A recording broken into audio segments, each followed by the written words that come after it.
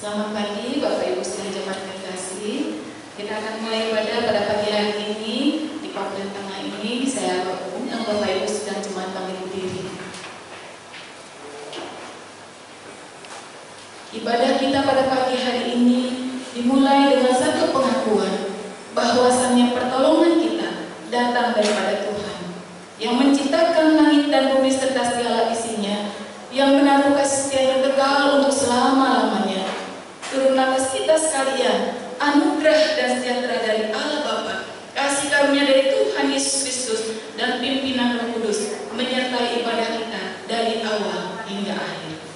Amin. Jemaat persilahkan duduk. Waktu selanjutnya saya serahkan kepada Ibu Lani Sanjaya untuk memimpin puji-pujian.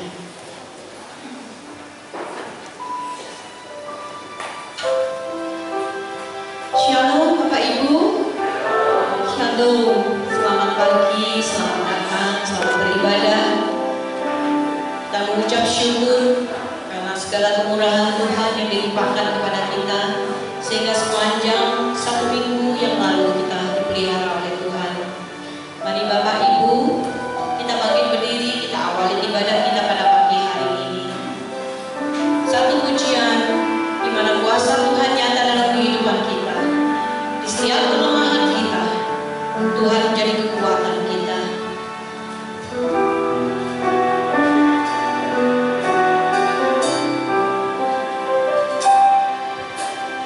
Kuasa-Mu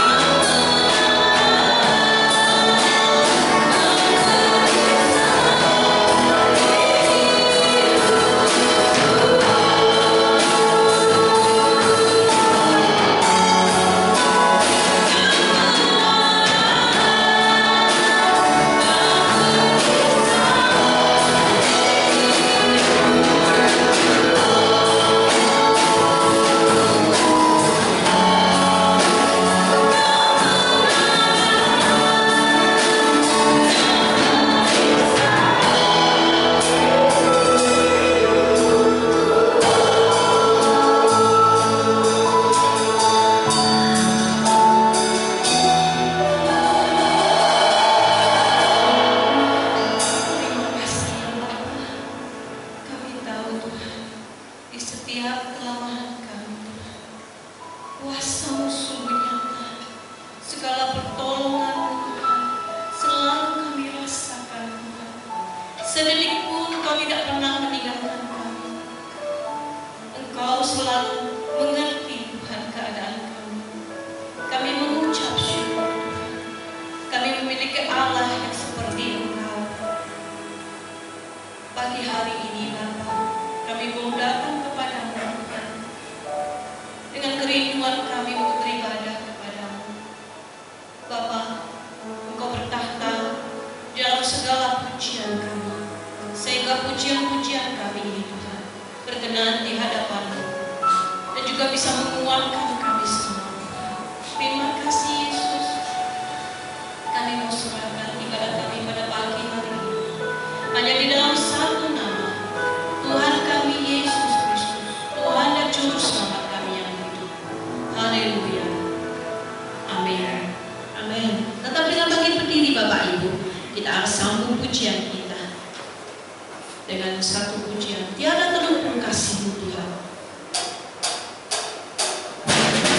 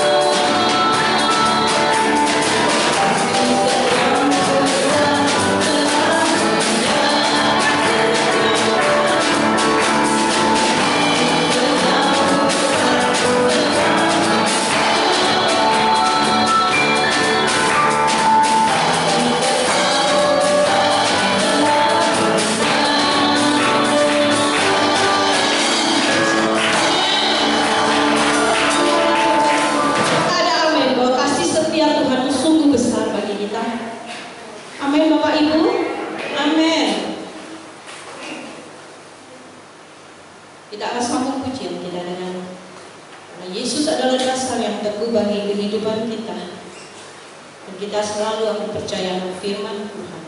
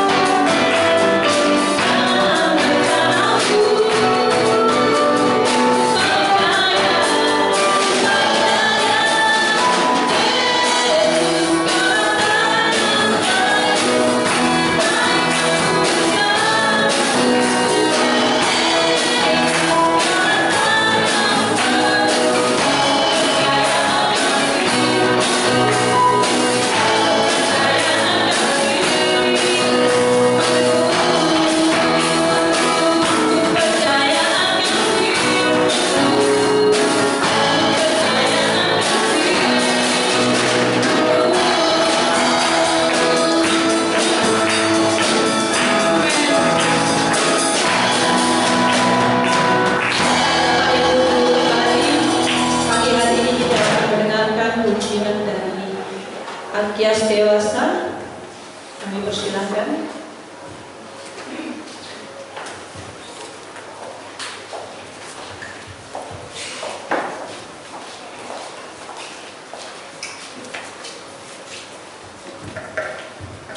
Ya, shalom, shalom, haleluya. Terima kasih. Kami kembali lagi ke gereja sini ya untuk melayani dirikan pujian. Dan kalau minggu lalu saya membawa tim yang pemuda remaja, ya. Kali ini saya akan membawa tim yang dewasa, ya. Jadi seperti diketahui bersama-sama bahwa kita dulu mengadakan lomba nyanyi Agias, ya. Singkatan dari Ajang Vokal Gereja Isa Almas Surabaya. Nah, yang kategori dewasa memunculkan para juaranya adalah ketiga orang ini, ya, dari Ibu Shelly, Bapak Yoel, dan Ibu Rani. Ya, dan kami pagi ini akan membawakan dua buah lagu yang akan kami nyanyikan di sebelum firman ini satu lagu. Nanti setelah firman kami akan nyanyikan lagi satu lagu. Dan biarlah apa yang kami nyanyikan ini boleh menjadi berkat buat kita semua Bapak Ibu ya. Jadi mari bersama-sama kita nanti akan bersama memuji Tuhan. Jadi bukan hanya sebagai penonton, tapi kita menjadi bagian dari pujian itu sendiri. Sehingga saya harap cari rindukan pujian itu boleh menjadi rema dalam kehidupan kita. Ada amin? Ada amin? Haleluya, pujian nama Tuhan. Dan dulu tim musik sudah siap ya? Siap? Siap?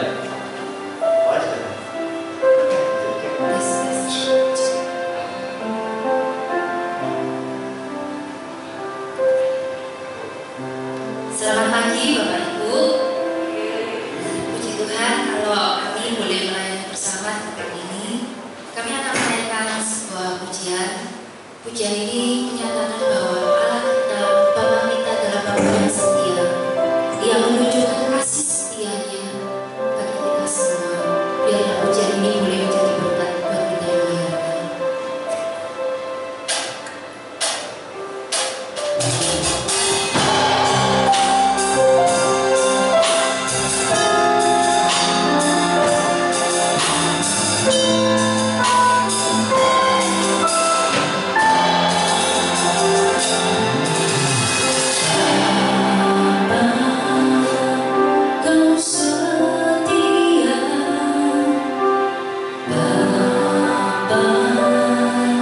Kau mulia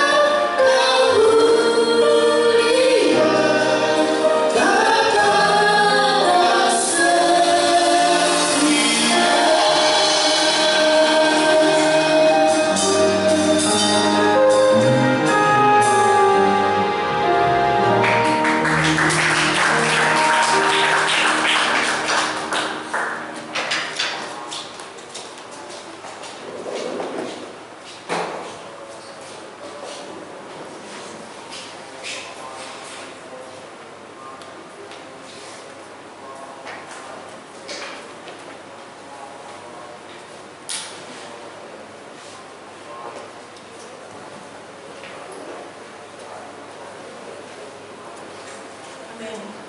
Bapak kita adalah Bapak yang setia. Lebih dari harta kita, lebih dari segala yang kita miliki, Tuhan Allah adalah perlindungan kita. Bapak yang mengasihi kita. Baiklah Bapak Ibu, setelah kita mendengarkan pujian, kita boleh mempersiapkan hati kita, pikiran kita, untuk kita boleh menerima firman Tuhan. Mari Bapak Ibu bangkit berdiri. Satu kerinduan kita bahwa kita boleh mencari Tuhan seperti tanah yang kering yang selalu merindukan air.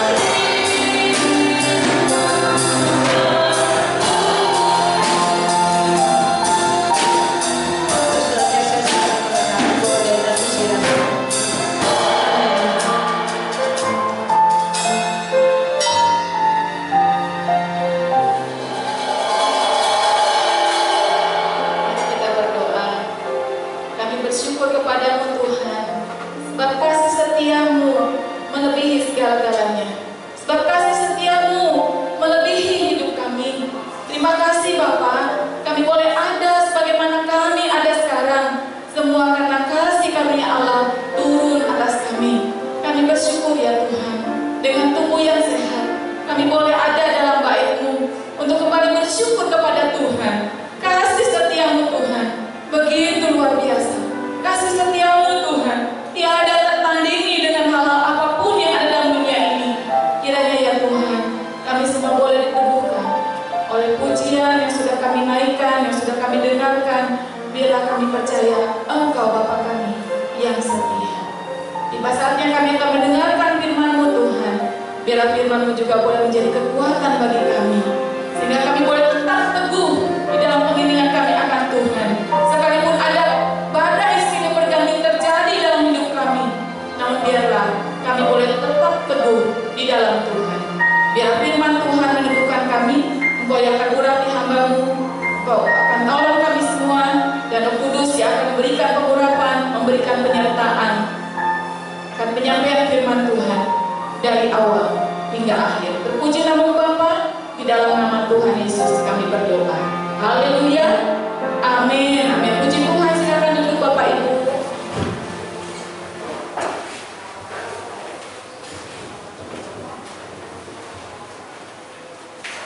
Di nama Tuhan, kita akan sama-sama membuka bagian firman Tuhan. Pagi ini diambil di dalam surat 1 Korintus pasal yang ketiga. Surat 1 Korintus pasal yang ketiga, di dalam ayat yang ke-10 hingga yang ke-17.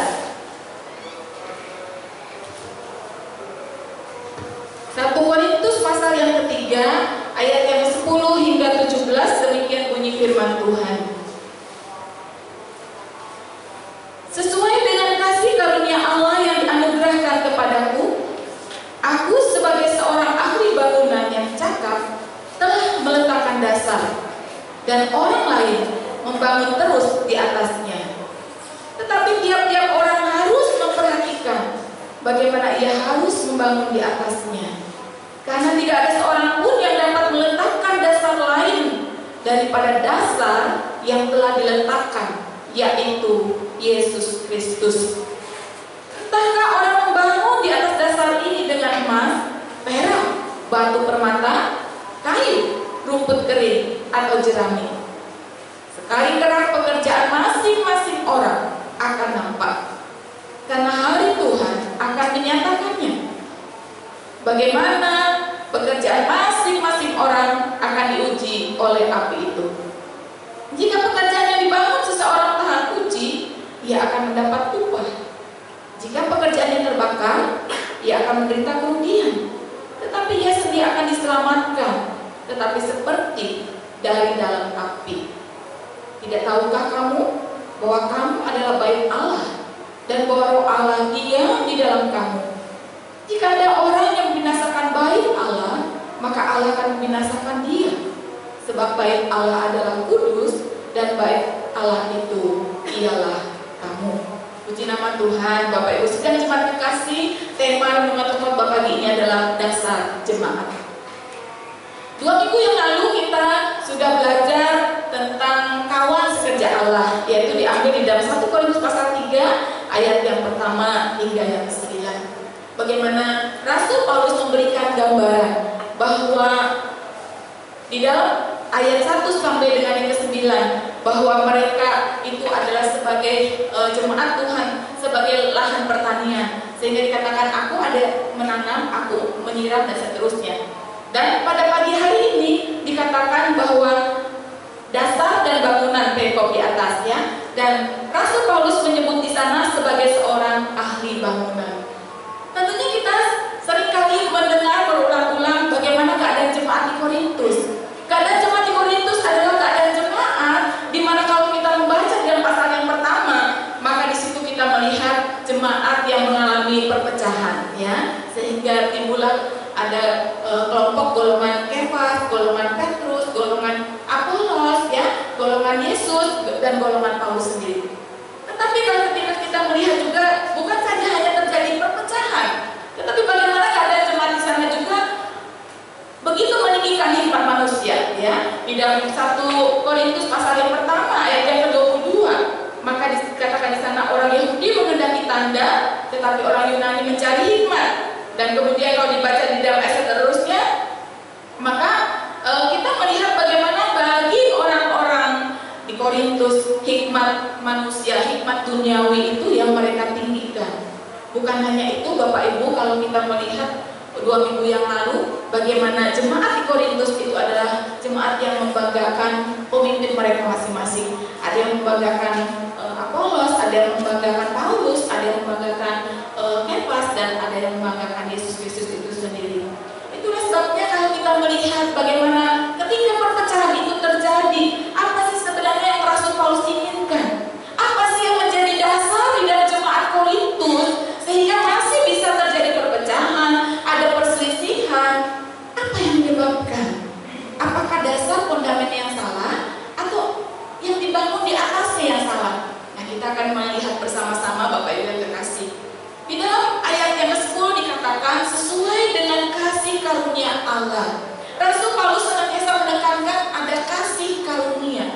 Karena memang itulah yang selalu ditekankan oleh Rasul Paulus tentang kasih karunia, tentang namanya anugerah Tuhan. Demikian juga di dalam kehidupan kita Bapak Ibu Saudara yang terkasih, bahwa kasih karunia Allah itulah yang terpenting. Karena apa artinya ketika kita bisa berbuat segala sesuatu tanpa kasih Tuhan? Ketika kita punya atau bisa melakukan ini dan itu, semua tanpa kasih karunia Tuhan juga adalah sia-sia. Sehingga Rasul Paulus benar-benar menyadari bahwa di dalam segala pelayanannya, khususnya di dalam perikop dikatakan, aku adalah seorang ahli bangunan. Bukan berarti Rasul Paulus membanggakan dirinya, dia sebagai seorang ahli, seorang yang pandai gitu. Tetapi Rasul Paulus menekankan bagian yang pertama tentang kasih karunia Allah. Bagaimana ketika Rasul Paulus dia menjadi seorang yang digambarkan sebagai ahli bangunan, itu semua karena kasih karunia Allah. Kita tahu Bapak Ibu yang Saudara kekasih bahwa di dalam kehidupan kita pasti memilih sesuatu yang berkualitas, bukan? Ketika perusahaan mencari karyawan, ada syarat-syarat tertentu yang harus dipenuhi oleh karyawan yang akan bekerja di perusahaan itu. Dia harus mungkin paling sedikit S1, kemudian dia harus profesional, dia harus seorang yang ramah, dia harus bisa menguasai IT, menguasai ini, itu dan sebagainya, dengan ketentuan-ketentuan dan syarat-syarat yang ditentukan. Dengan tujuan apa? Karyawan yang bekerja di perusahaan itu adalah berkualitas. Dan bukan hanya itu saja Bapak Ibu, ketika kita akan mendirikan bangunan, tentunya dikatakan di dalam Injil Matius juga, Tuhan Yesus memberikan gambaran. Ketika ada seorang yang akan membangun rumah, dia akan merancangkan segala sesuatunya, tentang biaya, tentang bagaimana apa yang akan dibangun, bahan-bahannya dari apa. Karena supaya apa? Akan menghasilkan bangunan yang kuat dan kokoh. Pagi ini kita akan belajar bersama-sama tentang dasar jemaat. Rasul Paulus tadi dikatakan menekankan tentang kasih karunia Allah, dan bagaimana Rasul Paulus mengatakan aku ini adalah seorang ahli bangunan yang cakap dan telah meletakkan dasar. Rasul Paulus sebagai seorang rasul Tuhan dikatakan dia telah meletakkan dasar. Karena pada bagian ini kita melihat bahwa jemaat digambarkan sebagai bangunan. Di dalam ayat yang ke-9 dikatakan, karena kami adalah kawan sekerja Allah, kamu adalah ladang Allah, bangunan Allah. Jadi kalau jemaat Korintus pada ayat 1-9 digambarkan sebagai ladang Allah, namun pada ayat 10 hingga yang ke-23 sebenarnya ya, jemaat digambarkan sebagai bangunan Allah. Jadi pada pagi hari ini kita akan belajar bagaimana pada pagi hari ini digambarkan jemaat Tuhan sebagai bangunan Allah. Itulah sebabnya Rasul Paulus katakan, aku sudah meletakkan dasar dan orang lain membangun terus di atasnya. Bapak Ibu Saudara yang kekasih, kita percaya bahwa Rasul Paulus tentunya sudah meletakkan dasar yang benar. Apa itu dasar yang benar? Rasul Paulus mengatakan di dalam ayat yang ke-11, karena tidak ada seorang pun yang dapat meletakkan dasar lain selain daripada dasar yang diletakkan, yaitu Yesus Kristus. Rasul Paulus mengatakan, aku telah meletakkan dasar, yaitu Yesus Kristus, dan orang lain tidak mungkin bisa meletakkan dasar yang lain. Kan lucu ya Bapak Ibu ya, ketika kita sudah ada orang lain yang sudah menaruh dasar, kemudian kita akan membangun rumah di atasnya, tetapi kemudian kita bangun lagi dasar gitu kan, lucu ya Bapak Ibu ya. Kita percaya bahwa ketika seorang membangun rumah, dilihat, oh sudah ada dasarnya kelihatan kokoh kuat, maka itu siap langsung membangun, begitu Bapak Ibu. Rasul Paulus mengatakan, aku sudah meletakkan dasar, yaitu dasar yang dikatakan dengan nama Yesus Kristus. Mengapa Rasul Paulus mengatakan bahwa aku sudah meletakkan dasar, yaitu Yesus Kristus? Digambarkan bahwa Yesus Kristus adalah batu penjuru. Bapak Ibu Saudara yang kasih, itu ada satu kata-kata yang luar biasa ya. Kita melihat bagaimana Rasul Paulus menggambarkan Yesus Kristus sebagai batu penjuru, sebagai batu karang yang teguh. Kita buka dalam Efesus pasal yang ke-2, ayat yang ke-20 hingga yang ke-22. Efesus pasal 2 ayat 20 hingga yang ke-22. Yang dibangun di atas dasar para rasul dan para nabi, dengan Kristus Yesus sebagai batu penjuru. Di dalam Dia tumbuh seluruh bangunan, rapih tersusun menjadi bait Allah yang kudus di dalam Tuhan. Di dalam Dia kamu juga turut dibangun menjadi tempat kediaman Allah di dalam Roh. Itulah satu penekanan bagaimana dikatakan Yesus Kristus adalah sang batu penjuru itu. Ada satu gambaran, bukan hanya batu penjuru itu batu yang dasar, batu fondamen, tetapi dikatakan yang mengikat batu-batu itu sehingga bangunan itu tidak mudah roboh. Itulah yang digambarkan bahwa Kristus adalah batu. Bagaimana Tuhan Yesus juga memberikan satu gambaran tentang dua orang yang membangun rumah. Ada orang bangun rumah dasarnya di atas batu. Ada orang bangun rumah di atas pasir. Ya, saya teringat waktu anak-anak sekolah minggu mengatakan demikian. Orang pandai membuat rumahnya di atas batu karang yang teguh, di atas batu karang yang teguh, serta hujan turunlah, hujan turun dan banjir naiklah, hujan turun dan banjir naiklah, hujan turun dan banjir naiklah, serta rumah tetap utuh. Yang satu lagi apa kebalikannya Bapak Ibu? Orang bodoh membuat rumahnya di atas pasir tiada alasnya. Orang bodoh mendirikan rumah di atas pasir. Sehingga kata hujan turun, banjir naiklah, rumahnya jadi roboh. Apa arti perumpamaan itu? Tuhan Yesus katakan setiap orang yang mendengar firman tetapi kemudian tidak melakukan, dia sama seperti orang bodoh yang mendirikan rumahnya di atas pasir.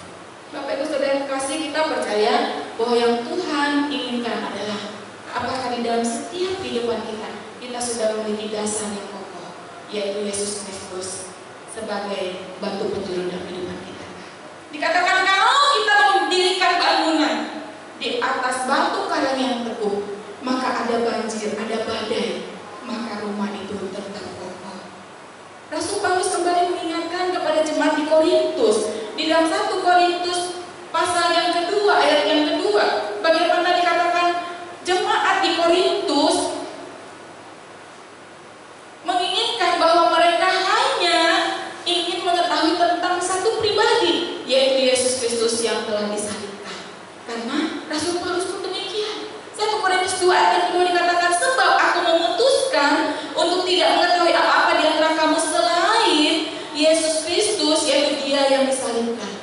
Rasul Paulus tidak ingin mengetahui tentang siapapun, hanya Yesus Kristus yang ingin dia ketahui. Semakin dalam, semakin dalam. Bahkan dalam Filipi pasal 3 dikatakan, aku ingin lebih mengenal Dia, lebih dalam dan lebih dalam lagi. Rasul Paulus menginginkan, merindukan lebih mengenal pribadi Yesus Kristus. Demikian juga di dalam 2 Korintus 11 ayat yang 4, Rasul Paulus mengingatkan bahwa engkau beralih kepada Injil lain, kepada Yesus yang lain. Bagaimana banyak pengajaran sesat pada waktu itu memberitakan Injil, tetapi Injil yang lain, Yesus yang lain, bukan Yesus yang sudah disalib, tetapi Yesus yang lain. Itulah sebabnya kembali Rasul Paulus menekankan bahwa dasar yang benar adalah Yesus Kristus.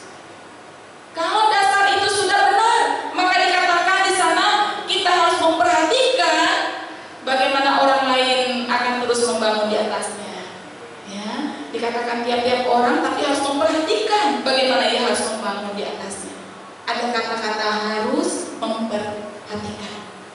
Ketika ya Rasul Paulus tidak selamanya memberitakan Injil di Korintus. Rasul Paulus ada saatnya meninggalkan kota Korintus dan diganti dengan pekabar-pekabar Injil yang lain. Dan justru mereka dikatakan membangun juga di atasnya. Tetapi ketika seseorang membangun di atasnya, ada yang membangun dengan emas, ada yang membangun dengan perak, batu permata, ada juga yang dengan kayu, rumput kering atau jerami. Ada bagian-bagian ketika seseorang sudah meletakkan dasar, tetapi mungkin bangunan itu bisa terbuat dikatakan ada dari emas, ada dari perak, ada dari batu permata. Itu tiga hal barang-barang itu memang ketika saya baca ya, saya mendengarkan ada khotbah-khotbah gitu ya, mereka menafsirkan secara alegoris. Oh, kalau emas itu artinya begini, perak itu begini. Tidak bisa Bapak Ibu ya, firman Tuhan tidak bisa ditafsirkan secara alegoris. Tetapi kita akan melihat emas, perak, dan batu permata itu adalah barang-barang yang bagus, yang tahan lama, yang mahal, yang kualitasnya tinggi.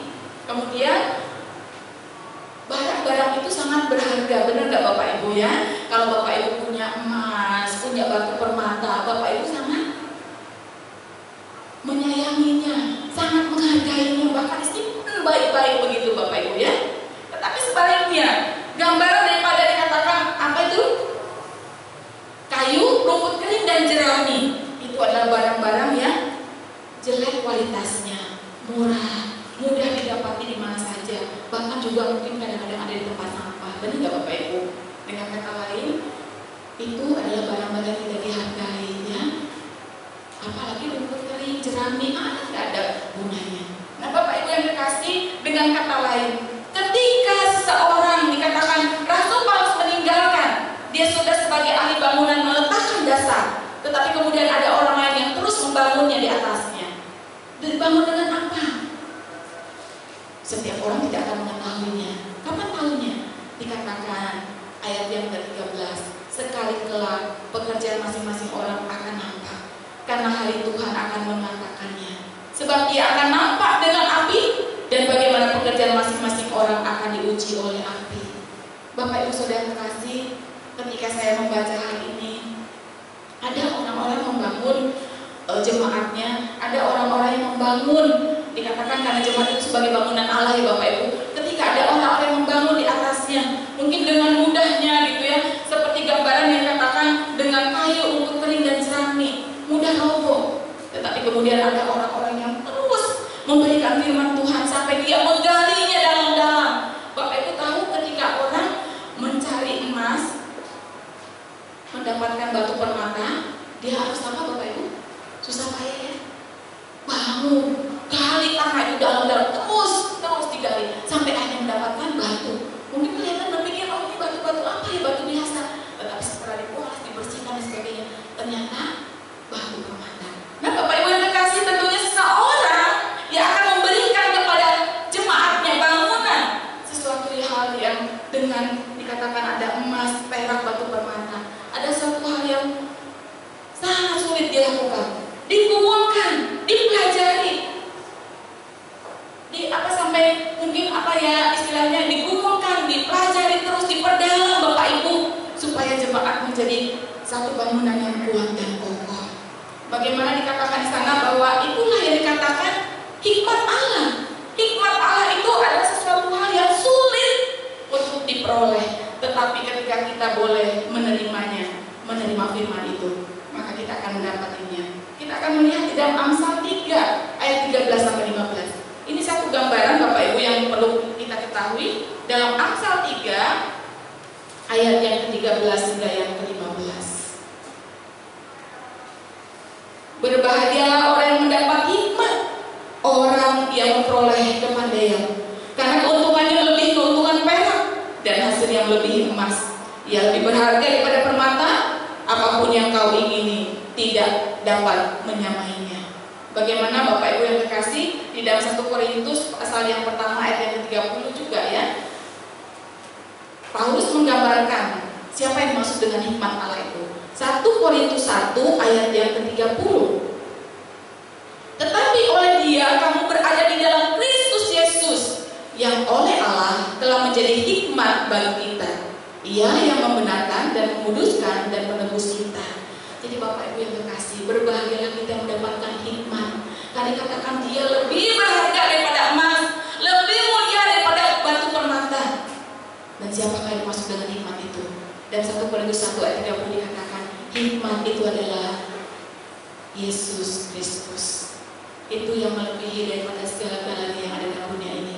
Kalau Bapak Ibu begitu menghargai batu permata emas yang nilainya begitu mahal, kita begitu menghargainya, bagaimana dengan kita memperoleh hikmat? Di dalam Amsal tadi kita katakan bahwa itulah yang melebihi emas, melebihi batu permata. Dan kita bersyukur ketika kita ada hamba-hamba Tuhan yang boleh memberikan yang terbaik pada jemaatnya. Sesuatu yang begitu mahal nilainya, yaitu Yesus yang terus diberitakan, yang terus nama Yesus yang boleh memberikan mereka iman yang kokoh dan kuat itu. Bukan dasar-dasar yang lain. Bapak Ibu, mungkin banyak jemaat Tuhan sebagai bangunan mengidolakan ada hamba Tuhan si A, si B, si C. Kalau aku nggak dengarkan firman Tuhan dari hamba itu, aku nggak mau. Bapak Ibu itu harus hati-hati. Berarti kita bukan sedang mendirikan bangunan rumah di atas sesuatu yang termahal nilainya, tetapi kita sedang membangun di atas kayu, rumput kering ataupun jerami. Yang benar adalah kita harus terus mengutamakan hikmat Allah di atas segala-galanya. Yesus sebagai dasar, dan kemudian dia juga yang akan terus memberikan kita kekuatan dan pertolongan. Sehingga kita boleh bersyukur Bapak Ibu Saudara yang terkasih, bagaimana ketika Yesus Kristus dia sebagai dasar yang teguh, dan kemudian hamba-hamba Tuhan membangun satu bangunan yang kokoh pula. Dengan dasar apa? Yaitu dengan seharusnya dengan emas, perak, ataupun batu permata. Namun pada saat ini apakah ketika kita semua hamba-hamba Tuhan mendirikan bangunan itu langsung nampak, oh hamba Tuhan ini dengan emas, lalu dia dengan kayu aja. Oh hamba Tuhan itu dengan jerami, oh hamba Tuhan itu dengan rumput kering. Tidak ada seorang pun yang tahu. Karena firman Tuhan berkata tadi di dalam ayat yang ke-14, jika pekerjaan yang dibangun seseorang tahan uji, dia akan mendapat upah. Bagaimana caranya? Dikatakan pekerjaan masing-masing akan diuji oleh api. Bapak Ibu Saudara yang terkasih, tentunya ketika kita ingin mengetahui kadar emas, emas itu akan terus dibakar, bukan? Semakin emas itu, semakin api itu panasnya berapa derajat begitu Bapak Ibu ya? Semakin panas, semakin akan kita menemukan emas yang murni itu. Karena kita tahu Bapak Ibu, api itulah yang menguji segala sesuatunya. Apa maksudnya api di sini Bapak Ibu? Satu kali kelak kita semua sebagai anak-anak Tuhan akan menghadapi apa yang disebut dengan penghakiman. Namun ketika kita mendapatkan penghakiman itu untuk apa? Dikatakan untuk mendapatkan upah. Ketika seseorang dibangun di atas kayu, rumput kering ataupun jerami, itu kan mudah terbakar, benar nggak Bapak Ibu? Dan ketika menghasilkan sesuatu yang mudah terbakar, dikatakan dalam ayat yang 15, jika pekerjaannya terbakar, ia akan menderita kerugian, tetapi ia sendiri akan diselamatkan, tetapi seperti dari dalam api. Bapak Ibu, kita bisa membayangkan ayat ini ketika seseorang sedang ada di dalam rumah dan rumah itu sedang mengalami kebakaran. Dia berusaha untuk menyelamatkan diri, kemudian dia bisa menyelamatkan diri keluar dari api itu. Tetapi tentunya apa? Barang-barang di dalamnya bisa selamat? Tentunya tidak. Orangnya selamat, tetapi pekerjaan, usaha apapun yang sudah jerih payah, uang, harta benda yang dia peroleh, semua jadi habis. Itulah artinya bahwa dikatakan bahwa orang itu akan selamat, tetapi dikatakan apa? Ia sendiri akan diselamatkan, tetapi seperti dari dalam api. Jadi orang itu tetap selamat. Seseorang yang sudah di dalam Tuhan, sudah memiliki dasar, Yesus Kristus sebagai juru selamat, sebagai dasar, akan tetap mengalami keselamatan. Keselamatan itu kekal Bapak Ibu. Tetapi kemudian dia akan mengalami kerugian. Kerugiannya apa? Nggak ada upahnya. Selama ini apa yang dia lakukan di dalam dunia nggak ada upahnya. Rugi, terbakar oleh api, terbakar.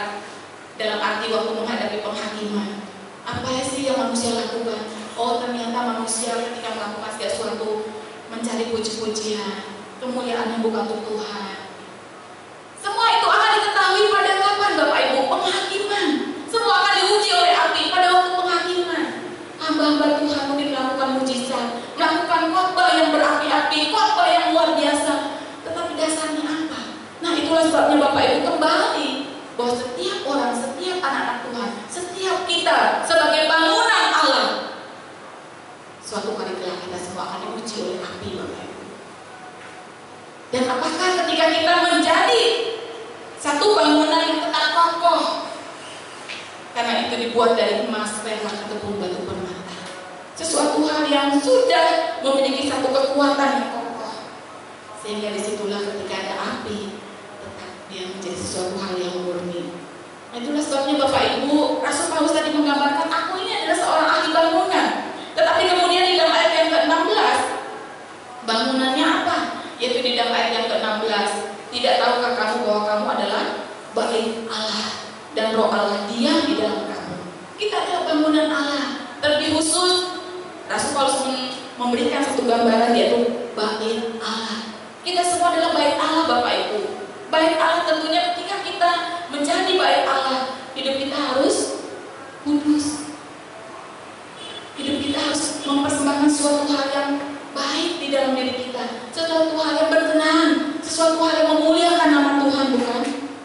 Tetapi ketika kita menjadi bait Allah, kita tidak menyadari bahwa sebenarnya Allah adalah hadir di dalam kehidupan kita, dan kita main-main, Bapak Ibu. Maka dikatakan di sana, barang siapa yang membinasakan bait Allah, maka Allah akan membinasakan dia. Sebab bait Allah adalah kudus, dan bait Allah itu adalah kamu. Kita semua harus menghargai bahwa tubuh kita semua adalah bait Allah. Kita tetap harus hidup di dalam kekudusan Allah, Bapak Ibu. Bagaimana kemudian pada akhir zaman penghakiman Allah diberlakukan atas setiap kita, maka didapatilah kita menjadi satu pribadi bangunan Allah yang kokoh, satu pribadi yang terus memiliki iman yang kuat, sehingga pada akhirnya kita mendapatkan satu pujian, sabarlah engkau, hamba-Mu yang baik dan setia. Itulah sebabnya Bapak Ibu Saudara yang kekasih, mari di dalam kehidupan kita tahu bahwa memang banyak firman yang disampaikan oleh hamba-hamba Tuhan.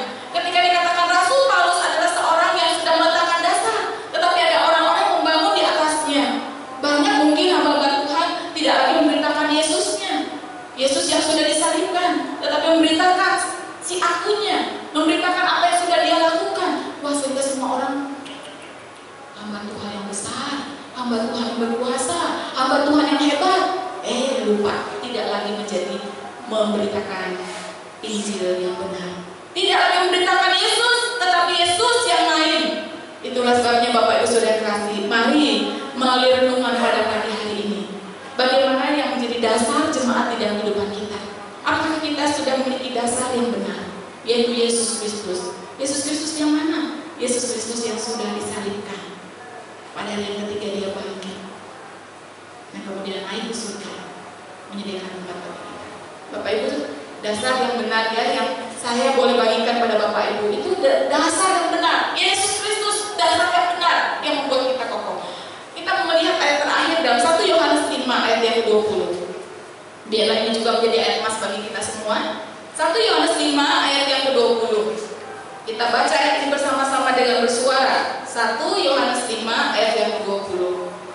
Sudah menemukan Bapak Ibu? Kita baca bersama-sama. 1, 2, 3. Akan tetapi kita tahu bahwa Anak Allah telah datang dan telah mengaruniakan pengertian kepada kita, supaya kita mengenal yang benar, dan kita ada di dalam yang benar, di dalam Anaknya Yesus Kristus. Dia adalah Allah yang benar dan hidup yang kekal. Amin. Rasul Paulus sebagai seorang ahli bangunan sudah meletakkan dasar. Dasar yang benar adalah Yesus Kristus. Gereja kita, gereja Isa Masih, beserta dengan seluruh jemaatnya dikatakan sebagai bangunan Allah. Sudah diletakkan dasar yang kokoh, yaitu Yesus Kristus. Itu adalah satu dasar yang benar. Yesus Kristus dikatakan adalah yang benar dan hidup yang kekal. Mungkin ada pribadi-pribadi yang menyebut aku yang memberikan hidup yang kekal, aku yang memberikan kesembuhan, aku memberikan kepada kamu kekayaan dan sebagainya. Lupa Bapak Ibu, hanya satu yang benar adalah Yesus Kristus, Tuhan Yesus Kristus. Dia Mesias, dia yang diurapi oleh Allah menjadi Mesias. Itulah sebabnya Bapak Ibu, biar kita tetap hidup dikatakan, supaya kita tetap mengenal Dia dan ada di dalam Dia. Kita mengenal Dia. Bagaimana caranya Bapak Ibu? Kita akan menjadi jemaat Tuhan, menjadi bangunan yang kokoh teguh di tengah-tengah badai yang menerpa kehidupan kita. Kita tetap dikatakan mengenal yang benar. Terus belajarlah mengenal Yesus lebih dalam dan lebih dalam. Sama seperti yang Rasul Paulus katakan di dalam Filipi pasal yang ketiga tadi ya. Rasul Paulus merindukan satu hal yang indah yang juga itu boleh menjadi satu doa kita bersama-sama. Filipi pasal yang ketiga, di dalam ayat yang ke-12 ya, dikatakan bahwa seolah-olah aku memperoleh hal ini atau telah sempurna, melainkan aku mengejarnya. Kalau aku sudah menangkapnya, karena aku pun telah ditangkap karena Kristus Yesus. Dan kemudian dikatakan di dalam ayat yang lain bahwa dikatakan satu kerinduan, aku melupakan apa yang di belakangku, mengarahkan diri kepada apa yang di hadapanku, dan berlari-lari kepada tujuan untuk memperoleh hadiah panggilan surgawi dari Allah dalam Kristus Yesus. Dan itulah satu kerinduan, dikatakan bahwa Rasul Paulus ingin mengenal Dia lebih dalam ya. Dalam ayat yang ke-10, yang kehendak ialah mengenal Dia dan kuasa kebangkitannya dan kuasa penderitaannya. Luar biasa, Rasul Paulus yang diinginkan dalam hidupnya adalah mengenal Dia, terus mengenal Dia. Lewat apa Bapak Ibu? Kita akan mengenal Yesus lebih dalam, lewat pembacaan firman Tuhan. Bacalah firman Tuhan, bertekunlah di dalamnya, di dalam persekutuan saya pribadi Bapak Ibu, sehingga kita terus akan mengenal Dia secara pribadi. Bapak Ibu kalau tahu beda ya Bapak Ibu ya, dengan mengenal.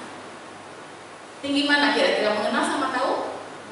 Mengenal. Kalau mengenal kan termasuk dia hobinya tahu, rumahnya di mana, anaknya berapa misalnya. Itu mengenal ya, lebih dalam.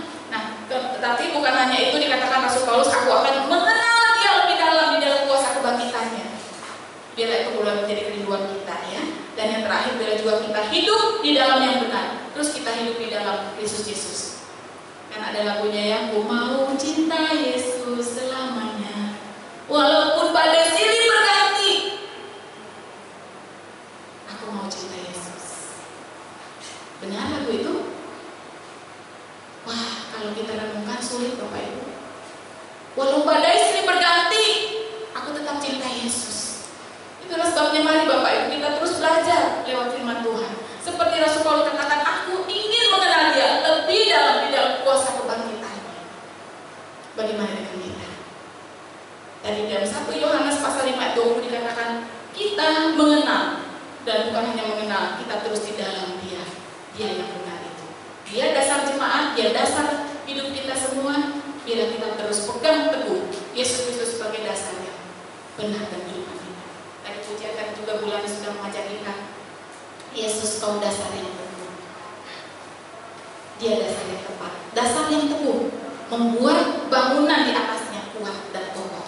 Kita semua juga ketika kita pegang teguh Yesus Kristus sebagai Tuhan Juru Selamat, kekuatan di dalam kehidupan kita, Dia sumber keselamatan, maka hidup kita pun tidak mungkin akan goyah. Kita terus akan kuat di dalamnya. Mari kita percaya Yesus Kristus dialah menjadi dasar gereja, dasar hidup kita, dasar setiap pelayanan kita. Yang pada akhirnya setiap kita ketika kita dipuji dengan api, kita akan memperoleh buahnya, karena kita percaya semua dasarnya adalah benar, hanya untuk kemuliaan nama Tuhan. Apa yang kita lakukan, semua kita kembalikan untuk Tuhan. Puji nama Tuhan. Saya undang para pemain musik maju ke depan, kita nyanyikan satu pujian. Yesus kau kebenaran. Kita yakini bahwa Dia adalah Allah yang benar. Kita mau hidup di dalamnya, kita akan memuliakan nama Tuhan. Kalau mau hidup, hidup baginya. Kita mau terus hidup untuk memuliakan nama Tuhan.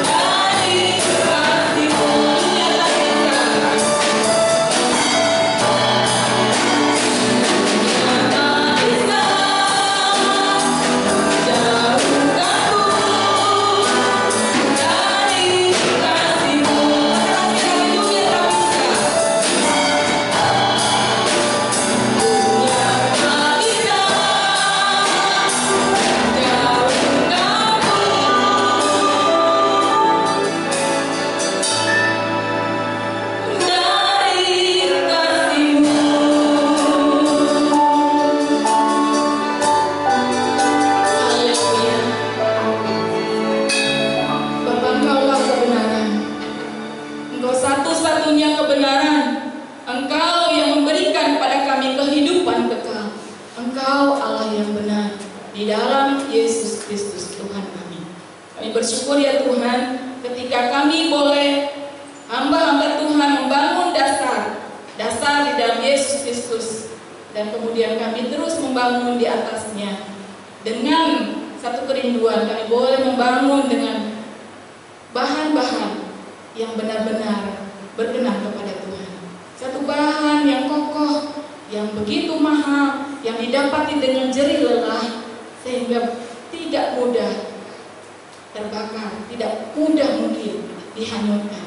Dan biarlah Tuhan kami semua menjadi satu bangunan Allah yang kokoh dan kuat, karena memiliki Engkau sebagai satu pribadi yang sudah menyelamatkan kami dan terus akan berkarya dalam kehidupan kami, memimpin, memelihara dan meneguhkan kami hari lepas hari. Terima kasih Bapa, Kau kiranya akan memberkati setiap kami semua sedang jemaat-Mu. Kami semua boleh didapati sebagai bangunan yang kokoh, bangunan yang berkenan kepada Tuhan, dan kami semua pada akhirnya akan mendapatkan upah daripada Tuhan sendiri. Terima kasih Bapa, kiranya Kau sediakan tolong kami semua, jemaat Tuhan, boleh hidup terus di dalam dasar yang teguh, yaitu Yesus Kristus. Terpujilah nama Tuhan, kami bersyukur menyerahkan acara selanjutnya, ibadah selanjutnya ke dalam tangan Tuhan. Tuhan tetap memimpin dengan Roh-Mu yang kudus. Di dalam nama Tuhan Yesus kami berdoa. Amin. Silakan duduk Bapak Ibu. Saya serahkan pada vokal Abdias.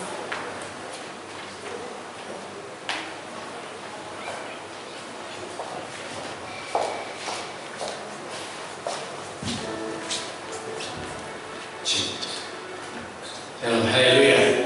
Setelah mendengarkan firman Tuhan, terima kasih atas firman yang telah dibawakan Bu Susi Rasati. Seperti firman tadi telah diberitakan, kita mau supaya kita lebih mengenal Tuhan. Kita mau supaya kita menjadikan Tuhan Yesus Kristus sebagai dasar dalam hidup kita.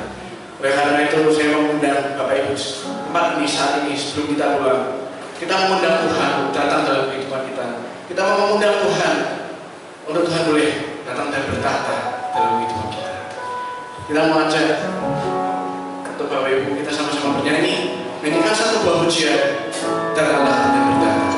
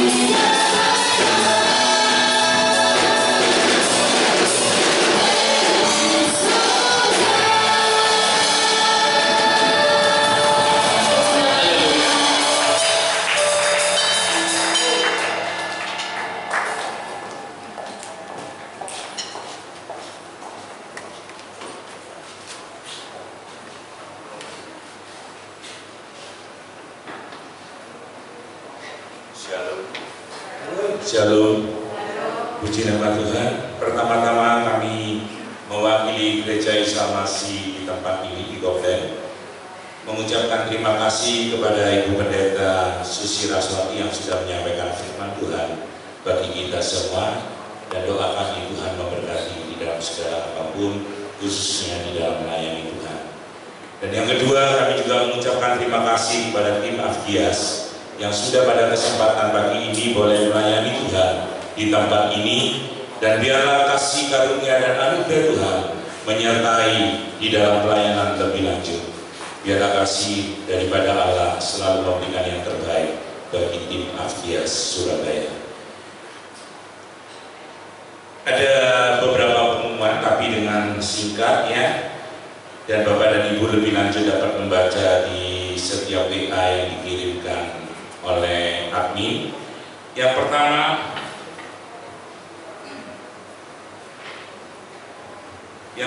pada minggu yang akan datang di tempat ini akan dilayani oleh Saudara Petrus Purnomo dan dilaksanakan secara offline dan online. Dan biarlah dalam kesempatan ini kami juga mengundang Bapak dan Ibu dapat hadir di tempat ini kembali untuk bersama-sama beribadah di tempat ini. Dan bagi yang saat ini masih melaksanakannya dengan online di rumah, kami juga berdoa untuk tetap boleh mengikuti ibadah di rumah dengan benar dan baik. Yang kedua, kami akan memberikan satu pengumuman, yaitu yang penting untuk tanggal 29 di bulan ini, Oktober.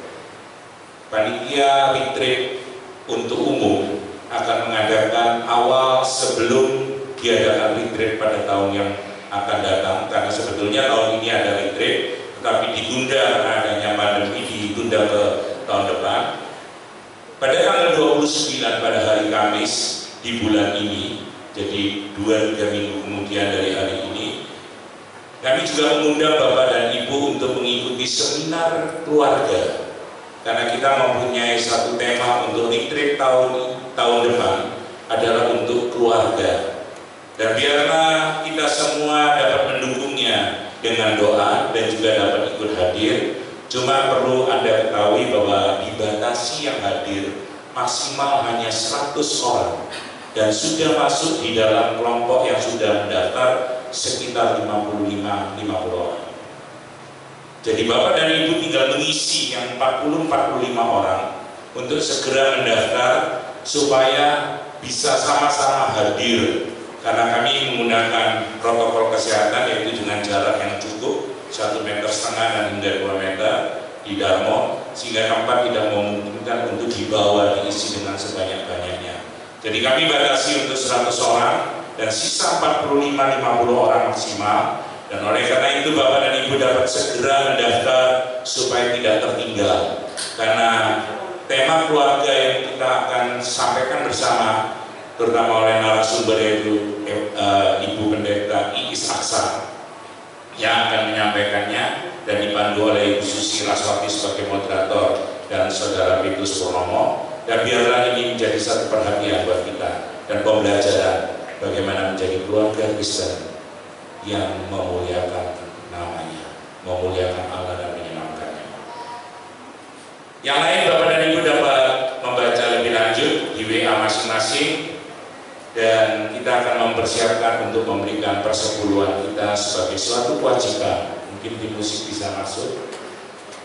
Sebagai kewajiban kita, bukan memberi karena kebaikan kita, tapi ada satu kewajiban, kita mengembalikan persepuluhan kita ke dalam perbendaharaan rumah Tuhan, supaya di rumah Tuhan tetap ada makanan bagi hamba-hamba Tuhan dan bagi kita semua untuk pembangunan gereja ini juga. Kita akan nyanyikan satu pujian, kasih Allahku sungguh telah terbukti. Saya mohon yang bertugas dapat menjalankan tugasnya.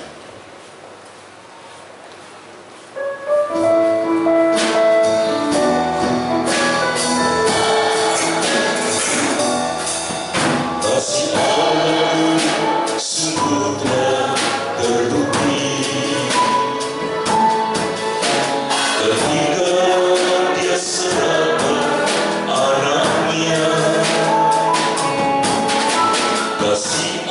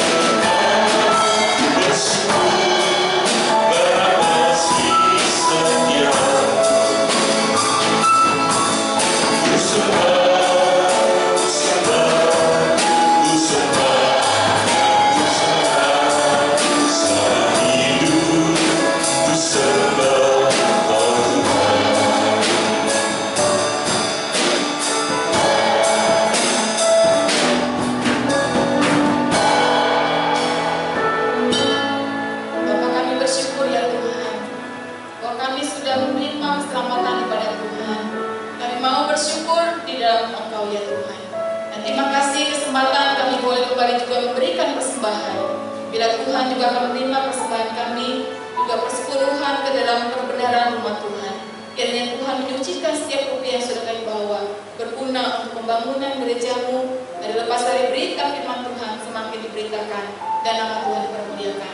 Berkati seluruh jemaat Tuhan di dalam pekerjaan mereka, di dalam usaha, dalam pekerjaan rumah tangga mereka. Tuhan memberkati. Dan kami juga menyerahkan untuk seminar keluarga pada tanggal 29 Oktober. Dan Tuhan akan memberkati kami semua jemaat Tuhan boleh mengikutinya, sehingga kami boleh, keluarga kami boleh hidup memuliakan nama Tuhan. Kami percaya Tuhan berkati seminar keluarga pada tanggal 29 Oktober mendatang, dan kami percaya Tuhan memberkatinya. Kami juga menyerahkan seluruh jemaat Tuhan, mereka yang sakit Tuhan akan berikan pertolongan. Kami berdoa untuk Ibu Imam Karyadi yang kami dengar jatuh, namun kami bersyukur Tuhan sudah menopang sehingga Ibu Imam tidak mengalami sesuatu hal, tetapi Tuhan yang sudah terus menopang kehidupan Ibu Imam di dalam usia yang sudah lanjut. Demikian juga untuk Ibu Tan Chong An dan keberadaan mereka yang sudah begitu lanjut, namun kami percaya tangan Tuhan terus menopang mereka.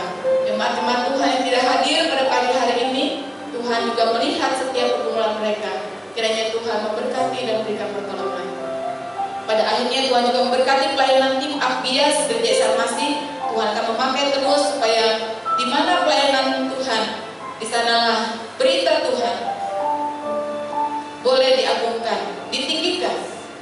Kami percaya Tuhan memberkati setiap personil yang ada supaya melalui kehidupan mereka pelayanan Tuhan terus boleh dilaksanakan. Terima kasih Bapak, berkat Tuhan menyertai tim Akbias, menyertai juga kami semua yang sudah datang beribadah pada pagi hari ini. Dan jika kami pulang ke rumah kami masing-masing, kami percaya Tuhan menyertai dimanapun kami berada. Terpujilah nama-Mu Bapa, di dalam nama Tuhan Yesus kami berdoa. Jemaat yang terkasih, marilah kita pulang ke rumah kita masing-masing dan terimalah berkat Tuhan. Maka kasih karunia dari Allah Bapa, anugerah dan sejahtera dari Tuhan kita Yesus Kristus, pimpinan dan persekutuan